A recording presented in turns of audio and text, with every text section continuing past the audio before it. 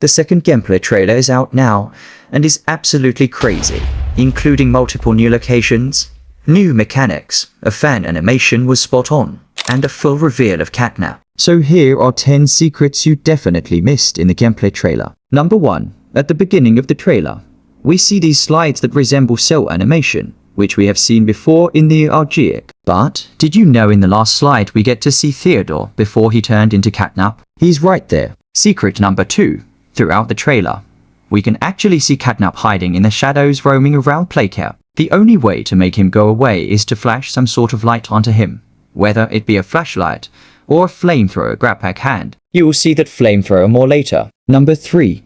The identity of the Weeping Angel. In the trailer, we see this dark figure that we have never seen before. This is probably the female antagonist Mob was teasing it on Discord. While most people agree that this character is an owl and will work like a Weeping Angel from Doctor Who, I personally see a human with scruffy hair. It probably reminds you of the average depressed science teacher from 3rd grade. But if you remember, at the end of the anniversary video of Chapter 1, they used the phrase, "It will be a real hoot," which could have been hinting at this owl creature. Number 4. The fan animation that got Huggy's design spot on. A few weeks ago, the YouTube channel Shortly Playtime created a fan animation with this Huggy design. Fan animations are an entire video in itself, so I won't be covering it. But the thing is, that this fan animation was almost exactly the same as the Huggy design we see in the trailer. This isn't so shocking, since we could see his faces on this VHS tape, but it's still unnerving that the design is almost a copy and paste. Number 5. The 2 voices.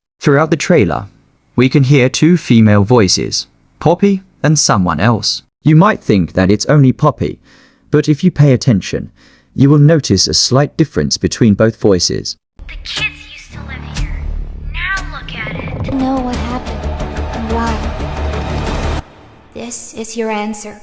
We don't have an explanation for who this is, but my theory is that the other voice is actually someone trying to mimic Poppy's voice, and I actually think it's the owl creature who's mimicking Poppy's voice. Think about it.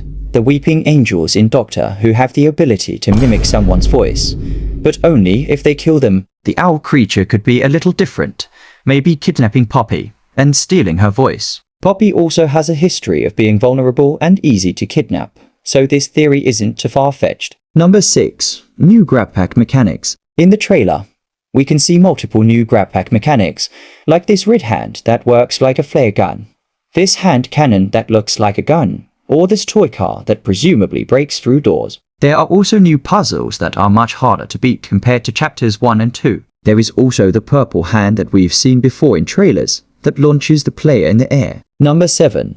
Playcare is humongous. While most people assumed that Playcare would just be a simple orphanage, it turns out it's more similar to a theme park. It even has a map like the ones you might see at a water park that shows you all the attractions. On this map, we learn that there are 5 locations located in Playcare: Home Sweet Home, which is where all the orphans sleep, the school, which we can see a better look of here, a toy store, probably like the one in Chapter 1, a playhouse, which is probably where they would play and have fun, and a counselor's office, which is really random. I tried to get a better look at the description to learn more, but I couldn't get a good look because of these lights. I assume that there is a counselor's office because of the amount of legal trouble Playtime constantly finds themselves in. Number 8. The secret VHS. Throughout the trailer, we get to see clips of what seems to be a VHS tape, as evident from the filter, of someone running away from Catnap. You might think this is a VHS recorded by an employee,